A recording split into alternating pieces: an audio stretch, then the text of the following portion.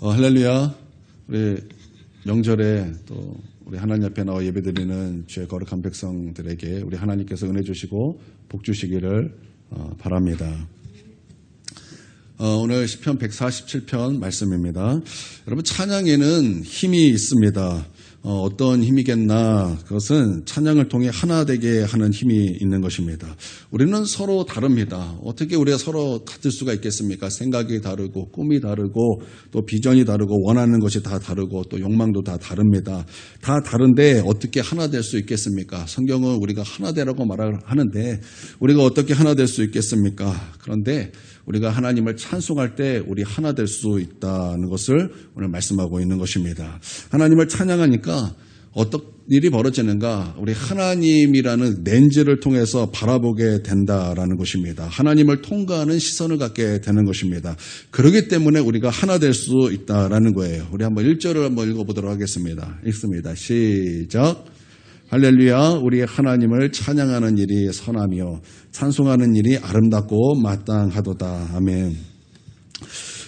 우리 하나님을 찬양하는 일, 이렇게 말씀하고 있어요.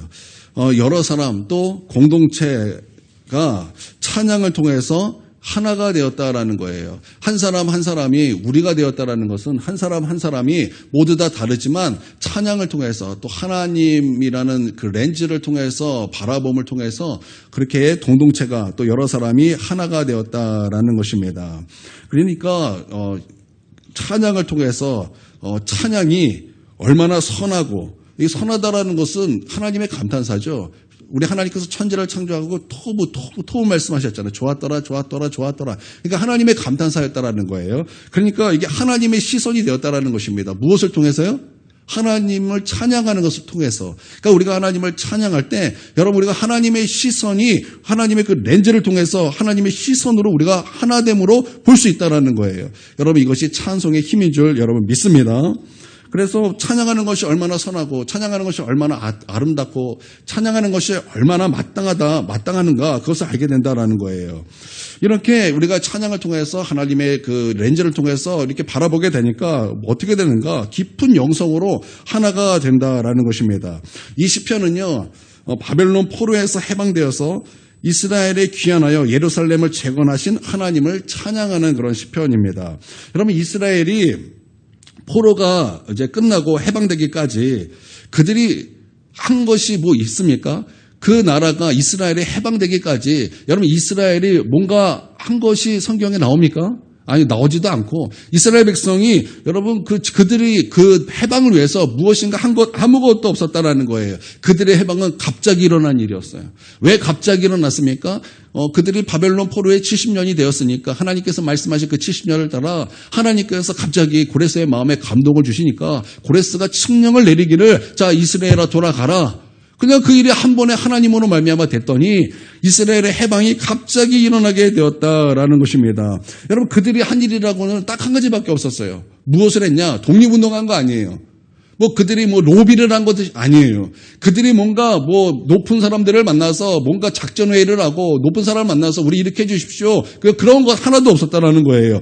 이스라엘이 해방되기까지 그들이 한 것이라고는 딱 한 가지밖에 없었습니다. 그게 뭐냐면 그발강가에 서서 저 예루살렘에 있는 그 성전을 바라보면서, 그 방향을 바라보면서 거기서 하나님을 예배하고 거기서 하나님을 찬송하고 거기서 하나님 앞에 기도했다라는 거. 몇 년 동안? 70년 동안.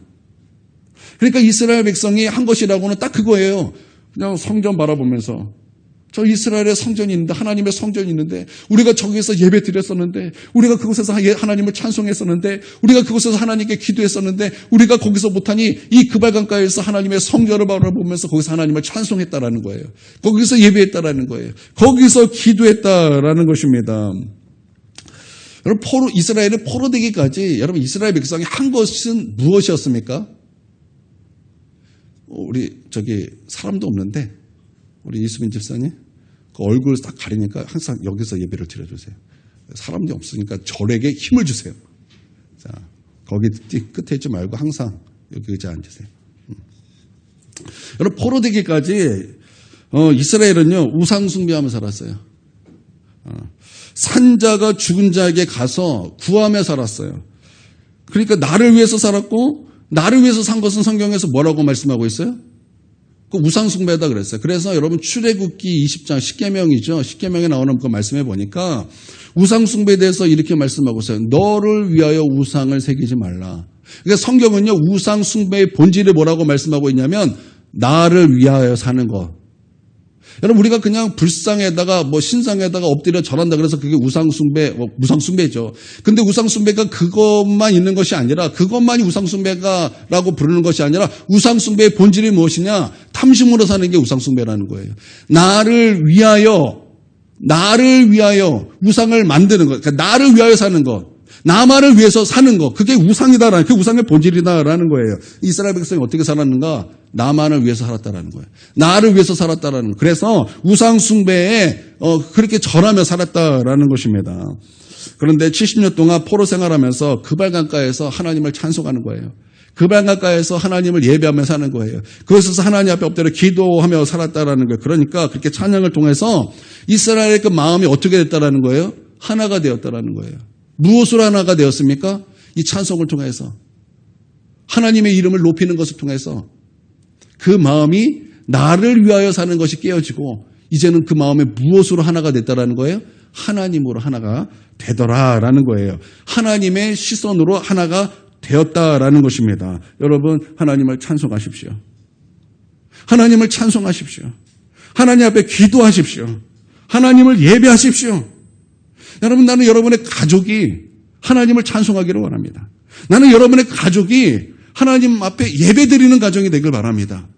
그냥 가족 중에 누가 한 사람은 예배드리는 것이 아니라 여러분의 가족 모두가 하나님 앞에 나와 예배드릴 수 있길 바랍니다. 찬송할 수 있길 바랍니다. 그래야 그 가정이 하나가 되는 거예요. 그 가정이 맨날 모여서 밥 먹는다고 하나가 되는 것이 아니에요.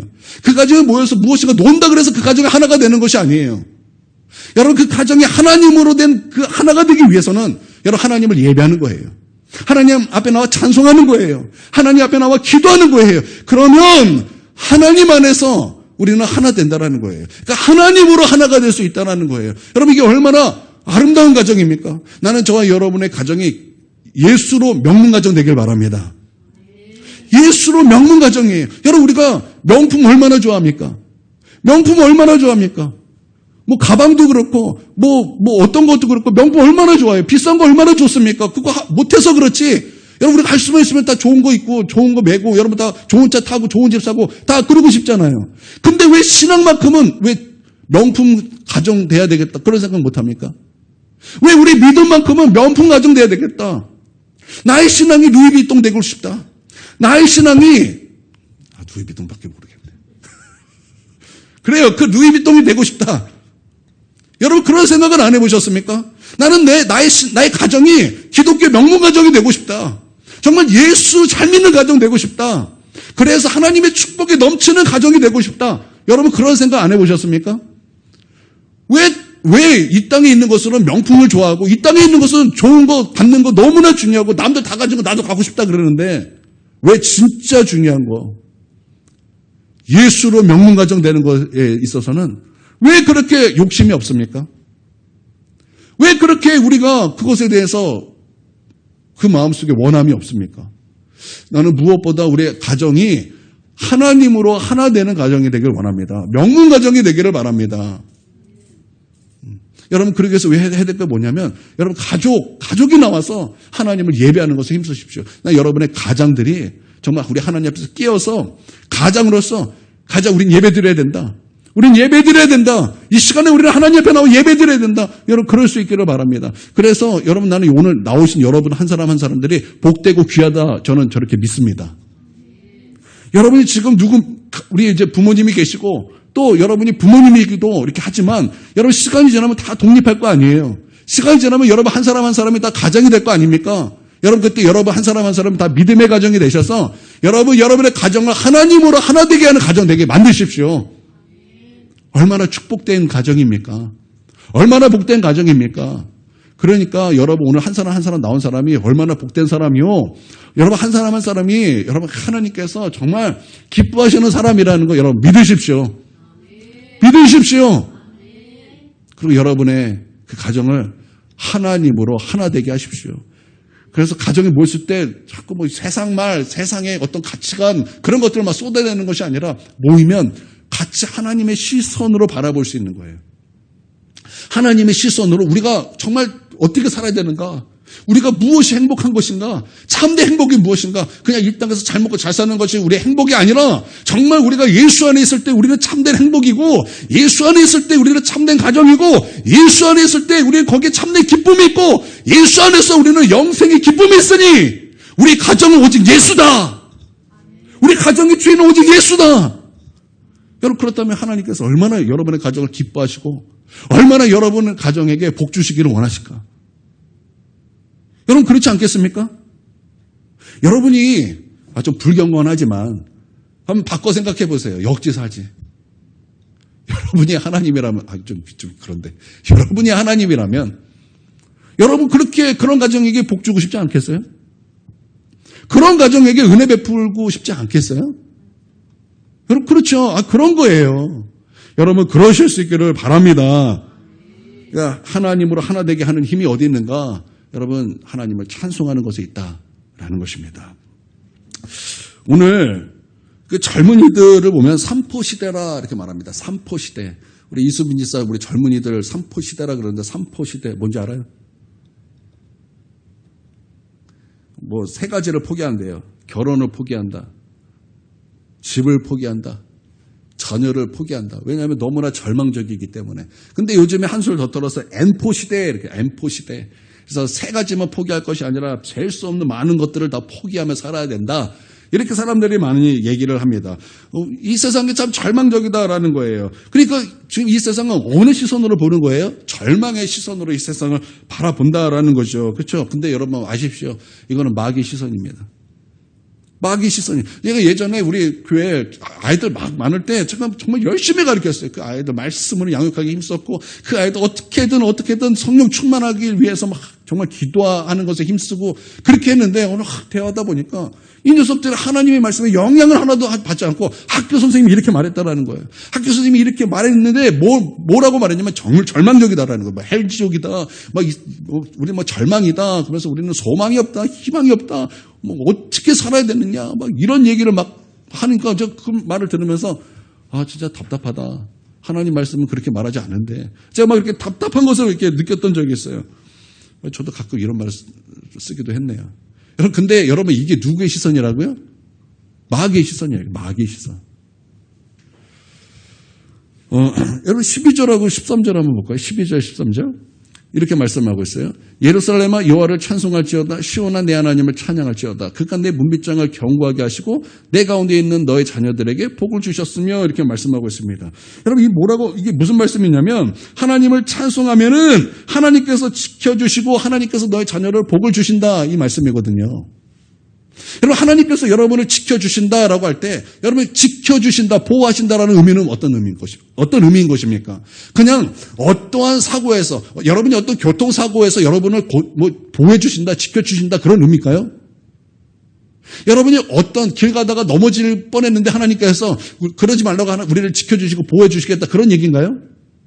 그런 얘기가 아니죠. 여러분 하나님께서 우리의 울타리가 되어주신다. 우리의 보호자가 되어주신다. 우리가 피할 방패가 되어주신다. 우리의 산성이 되어주신다. 라고 말씀하실 때는 여러분 거기는 어떤 뜻이 있고 어떤 의미가 있다라는 거예요.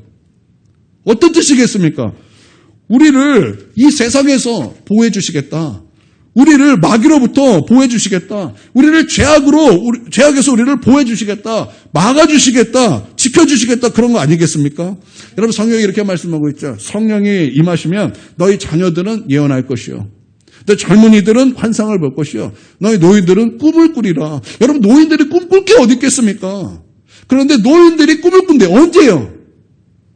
성령이 너에게 임하시면 그런 일이 있다라는 거예요. 젊은이들 보세요. 여러분 젊은이들은요 방황하는 세대라고요. 그런데 그들에게 하나님께서 무엇을 주신다고요?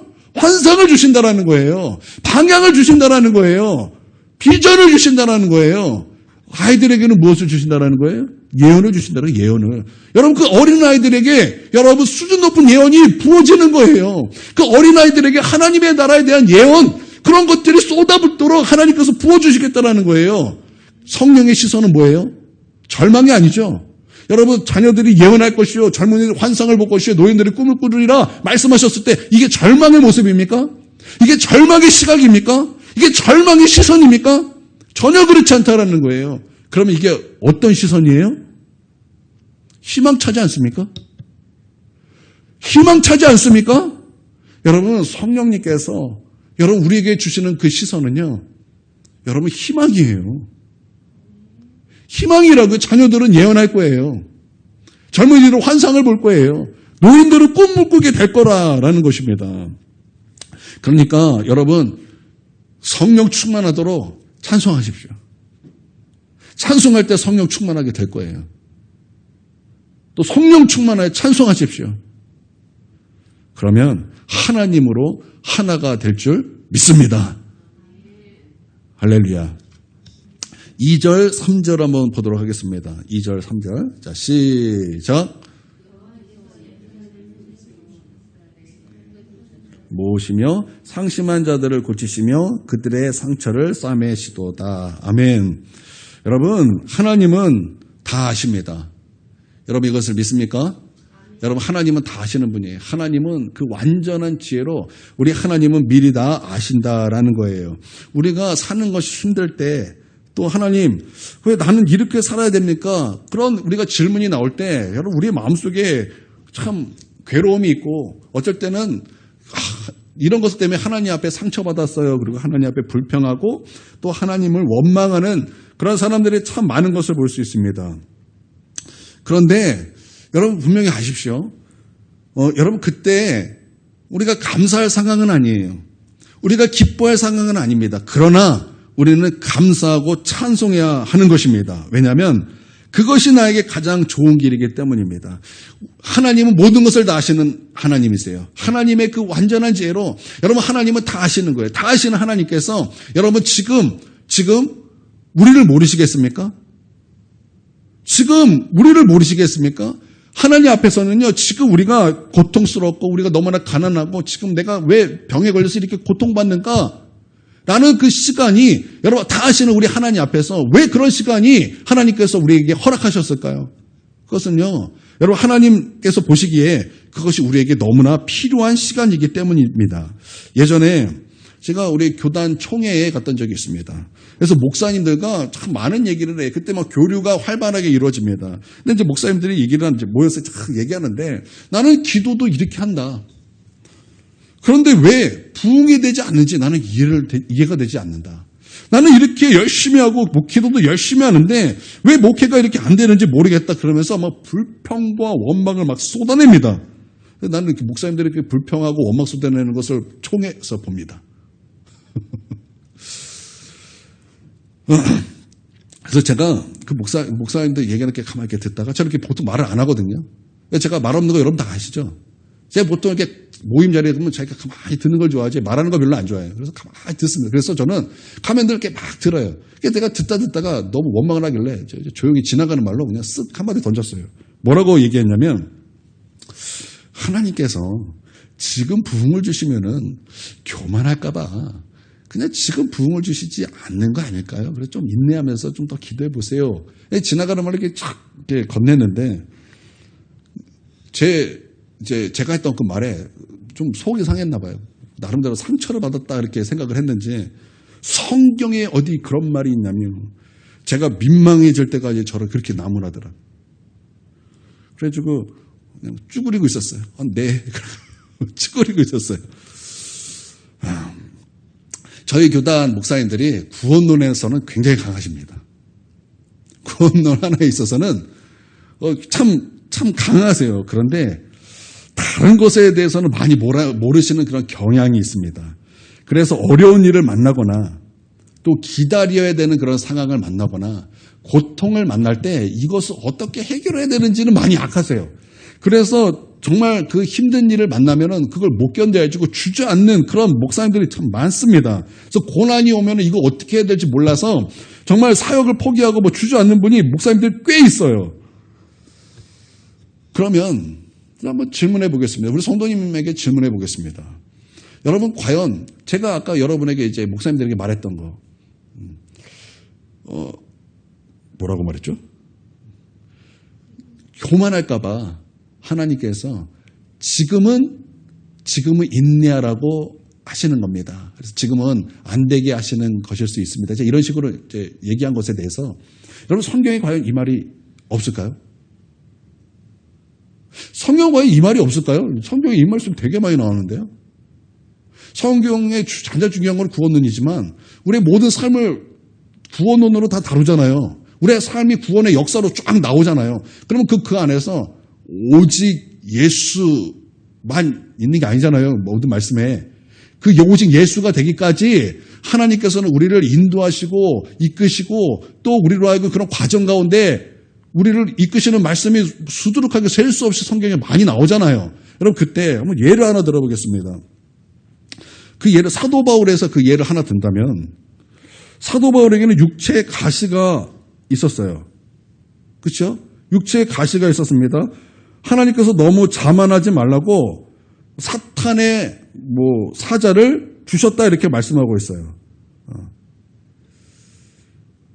그래서 어떤 사람은 이 육체의 가시를 간질이다 이렇게 말하시는 목사님도 계시고요. 또 사탄의 이 육체의 가시를 또 어떤 목사님들은 핍박이다 이렇게 말하시는 분이 있습니다. 그러나 분명한 것은 사도 바울에게 육체의 가시가 분명히 있었고 사도 바울은 이것에 대해서 3번 하나님 앞에 이것이 떠나가기를 간절히 구했다 이런 말씀이 있습니다. 그때 이 사도 바울에게 하나님께서 하신 말씀이 있었어요. 그게 뭐냐면 내 은혜가 내게 족하다. 이는 내 능력이 약한 데서 온전하여 짐이다. 사도 바울이 그 말씀을 듣고 나서 그제서야 바울은 하나님의 시선으로 나의 지금 육체의 가시를 볼 수 있게 되었습니다. 그렇기 때문에 자기 안에 육체의 가시가 있었음에도 불구하고 그는 기뻐할 수 있었고 내가 역할 때 하나님이 강하시다라는 것을 알게 된 것입니다. 그러니까 교만하지 말라고 겸손하라고 약하게 하셨다는 그 말씀이 성경에 있습니까? 없습니까?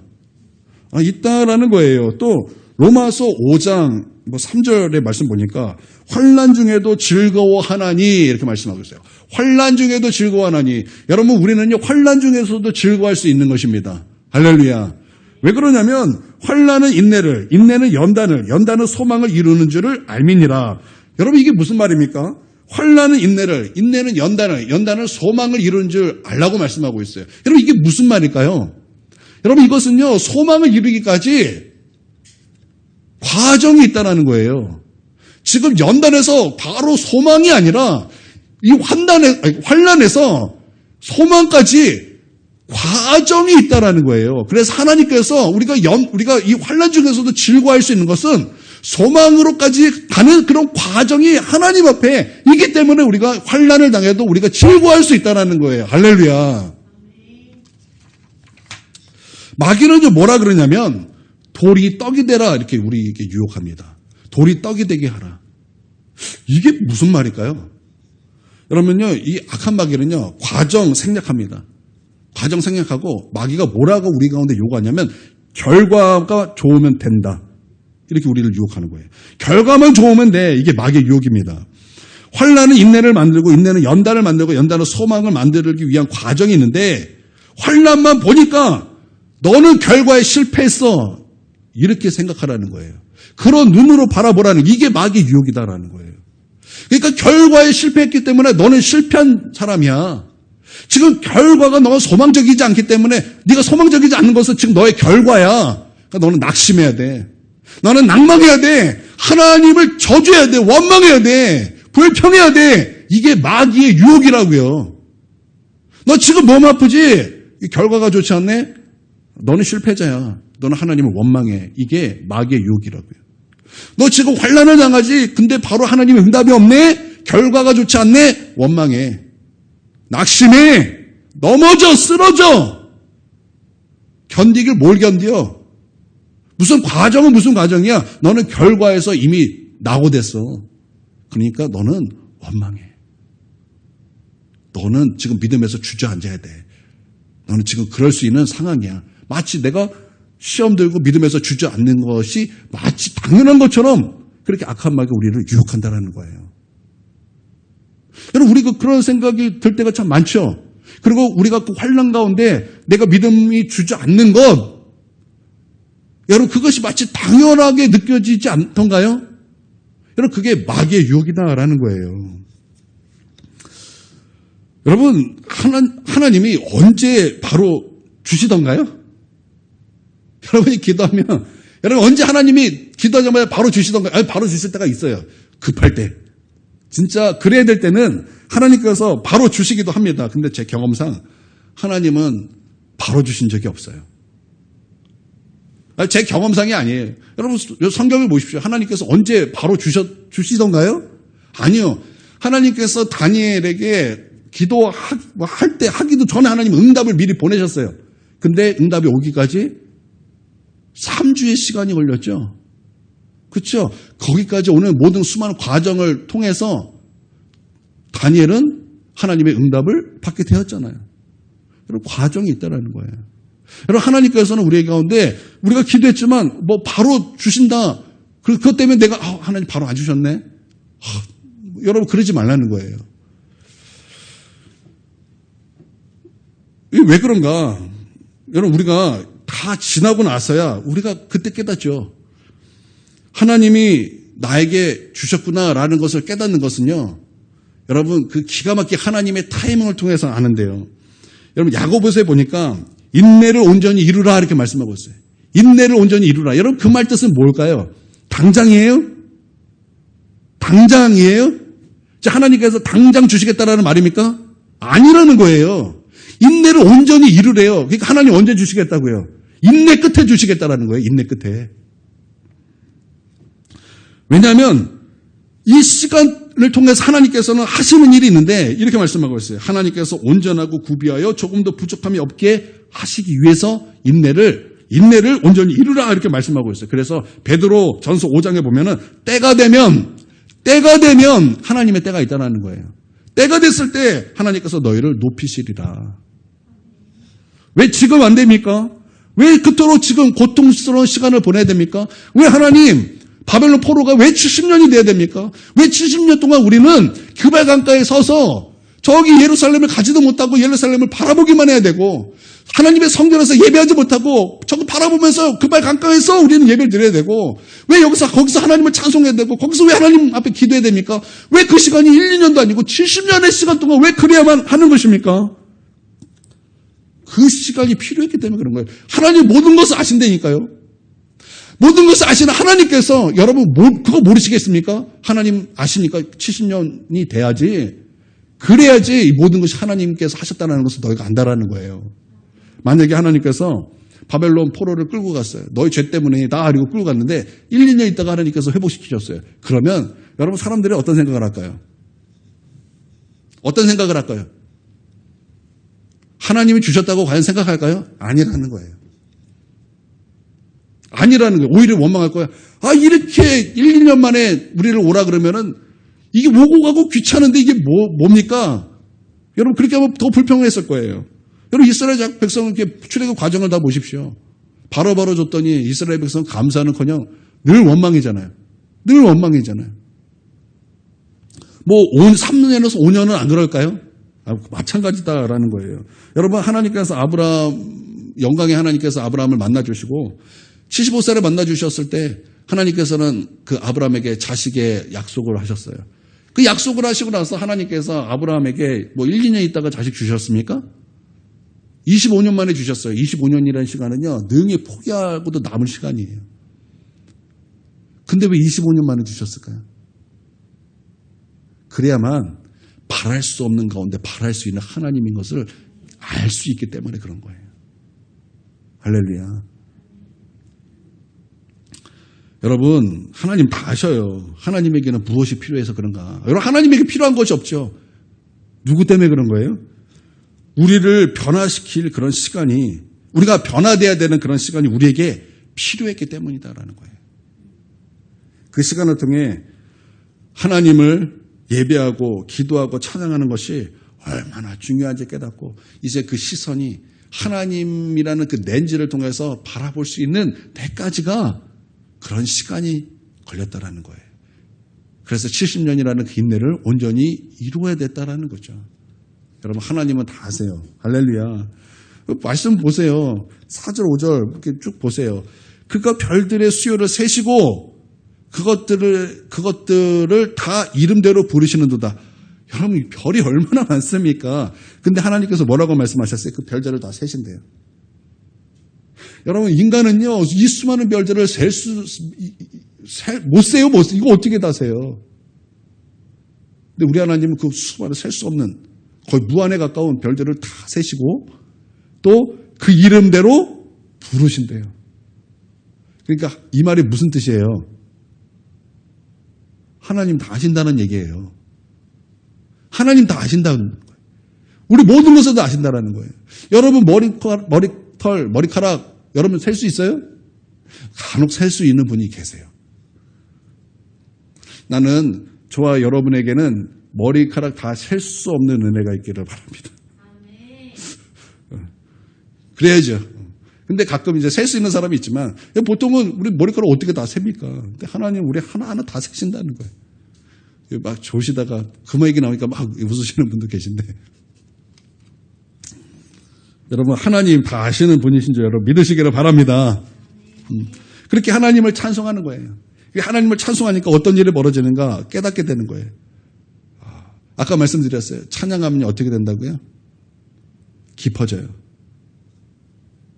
하나가 되지만 하나님으로 더 깊어지는 거예요.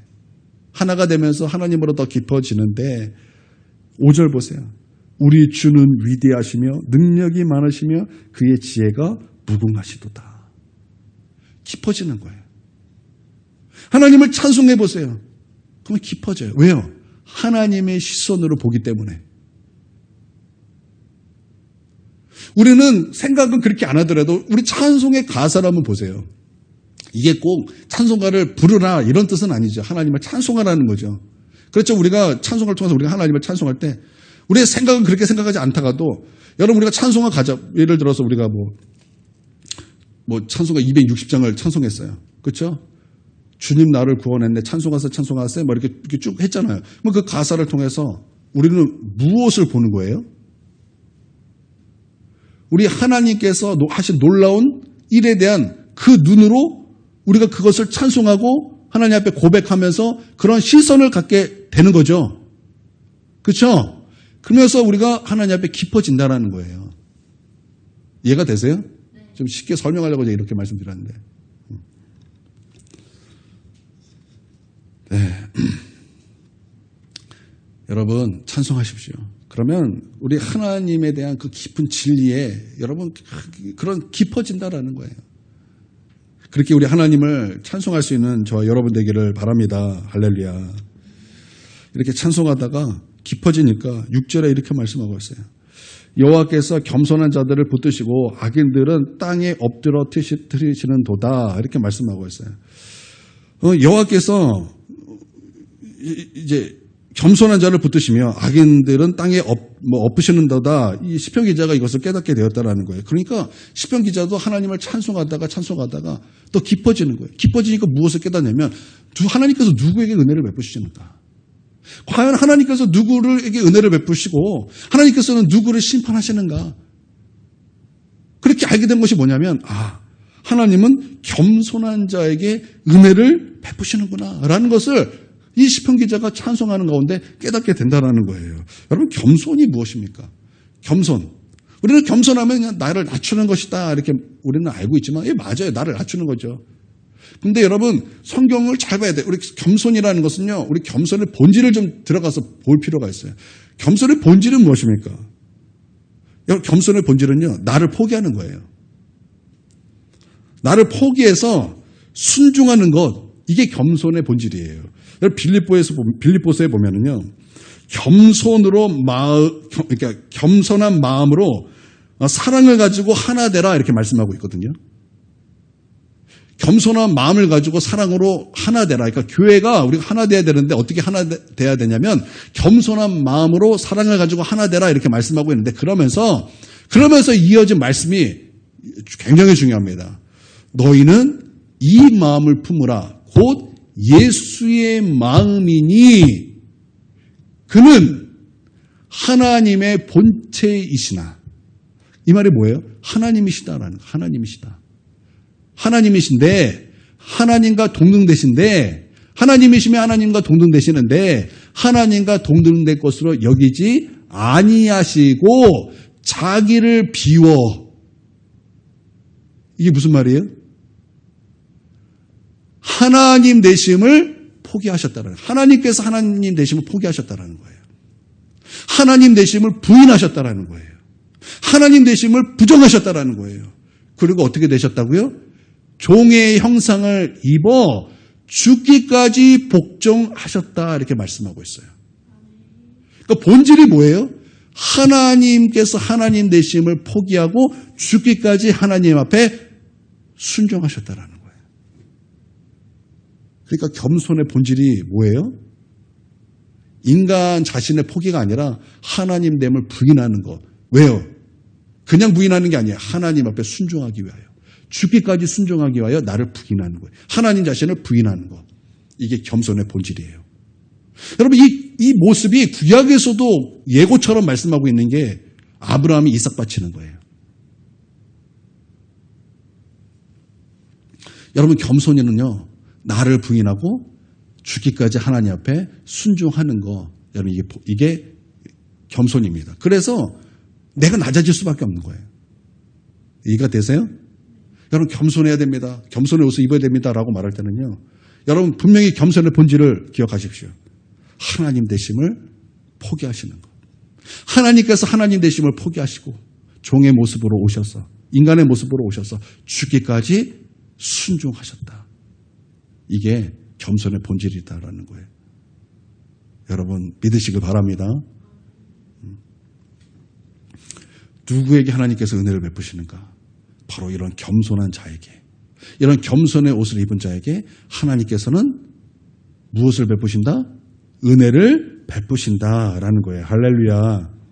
그러니까 겸손하지 않으면 순종할 수 없어요. 겸손하지 않으면 자신을 부인하지 않고 자기를 주장하게 되는 거예요. 또 반대로 말하면요. 교만하기 때문에 불순종이 따라오는 거예요. 여러분 우리가 믿음은 행함이 따라온다라고만 알고 있는데 여러분 교만도 교만의 행함이 따라와요. 그게 뭐냐? 그 불순종이에요.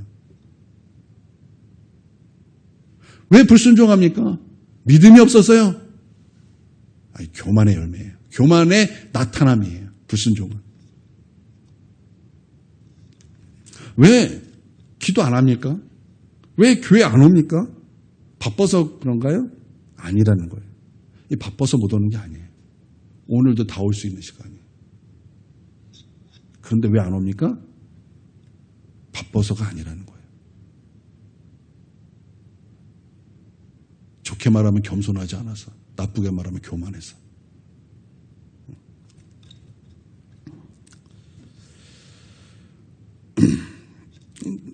왜 우리가 순종하지 않는가? 내가 살아서 내가 주인 되기 때문에 이게 순종할 수가 없는 거예요. 이게 교만이잖아요. 여러분 우리는 제자들입니다. 분명히 주님께서는 우리가 제자라고 말씀하고 있어요. 그래서 너희는 모든 족속으로 제자 삼아 이렇게 말씀하고 있을 때 우리는 바로 거기에 해당되는 제자입니다. 그래서 이 제자들에게 하나님께서는 사도들에게 우리를 맡기시면서 뭐라고 말씀하셨습니까?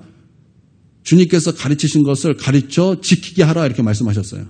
그러니까 가르쳐 지키게 하라. 그러니까 제자는요 무엇이 필요한가? 겸손이 필요해요. 겸손해야 우리가 가르치는 것을 듣고 순종할 수 있는 거예요. 그렇죠? 여러분 그러므로 여러분 하나님께서 누구에게 은혜를 베푸시는가? 겸손한 자에게 은혜를 베풀어 주신다. 그에게는 순종이 있다. 그렇게 이 찬양을 통해서 깨달아지는 거예요. 깊이 그것을 알아가는 거예요. 여러분 왜 이게 깊이가 없으니까 이걸 깨닫지 못하는 거예요. 깊이가 없으니까 그냥 교회만 나오면 되는구나. 그냥 여기까지지. 깊어지면 깊어질수록 우리 하나님의 그 깊은 진리의 말씀이 여러분 깨달아지는 거잖아요. 알아지는 거잖아요. 그래서 우리는 하나님을 찬양하는 게 필요한 거예요. 우리는 그래서 하나님 앞에 예배하는 것이 필요한 거예요. 주님 앞에 기도하는 것이 필요한 거예요. 그래서 주님과 깊이 만나면서 거기에서 주님을 찬송할 때 여러분 그 찬송으로 말미암아 하나님의 그 렌즈를 통해서 보게 됨으로 말미암아 깊은 진리를 우리가 맛보게 되는 거예요. 할렐루야. 시간이 벌써 저렇게 됐어요. 여러분 겸손의 옷을 입으십시오. 겸손의 옷을 입으시고 여러분 겸손을 구하시고 나는 저와 여러분의 기도 제목이 하나님 겸손의 옷을 입게 하여 주시옵소서. 나를 포기하게 도와주시옵소서. 나의 높아진 자아가 꺾어지고 낮아지고 깨어지고 부서질 수 있도록 하나님 도와주시옵소서. 이것이 우리의 기도 제목이 되기를 원합니다. 하나님은 기억하십시오. 겸손한 자에게 은혜를 베풀어 주신다라는 거죠. 할렐루야. 그렇게 하나님 앞에 시편 기자가 계속 찬송을 하면서 계속 깨달아지는 거예요. 하나님이 어떤 분이신가? 그 놀라운 그 깊은 영성이 어떤 것인가? 점점 깨달아지는 거예요. 그래서 그 마지막에는 여호와는 자기를 경외하는 자들과 그의 인자심을 바라는 자를 기뻐하신다라는 것을 깨닫게 되고 또 무엇이 복인가? 하나님께서 우리에게 하나님의 말씀을 맡기셨다라는 것을 깨닫게 되는 거예요. 여러분 하나님께서 우리에게 말씀을 주셨다. 이게 맨 마지막이니까 사실은 순서상 제일 깊다고 말하고 있는데 여러분 하나님께서 우리 가운데 말씀을 주셨다라는 것이 얼마나 깊은 은혜인가. 여러분 그거 생각해 보신 적 있으십니까? 하나님께서 유대인들에게 대해서도 이렇게 말씀하셨죠. 그들의 장점을 말씀하시면서 그들에게 율법을 주셨다. 뭐 이런 말씀 있잖아요. 그렇죠? 여러분 하나님께서 우리에게도 말씀을 주셨다. 이게 얼마나 복된 것인가. 말씀을 통해서 우리에게 구원에 이르는 지혜도 주시고 알게 해주시고 또 말씀을 통해서 하나님의 경외하는 법을 깨닫게 해주시고 말씀을 통해서 우리로 하여금 교훈하시고 책망하시고 또 바르게 하시고 의로 교육하게 하시고 또 우리 하나님의 그 선한 일을 할 능력을 갖추게 하시고 우리를 온전케 하시고 우리의 영을 소성시키시고 우리를 죄에서 이기게 하시고 얼마나 놀라운 은혜입니까? 여러분 그렇게 하나님께서 그렇게 은혜를 주신 거예요. 여러분 우리가 이 놀라운 깊은 은혜가 우리 하나님을 깊이 찬양하는 그 시간을 통해서 우리 모두에게 계시로 부어지시고 또 깨닫게 해주시고 알게 하시는 그 놀라운 은혜가 오늘 각 사람에게 있기를 원합니다. 아멘. 네. 우리 9시까지 우리 함께 기도하도록 하겠습니다.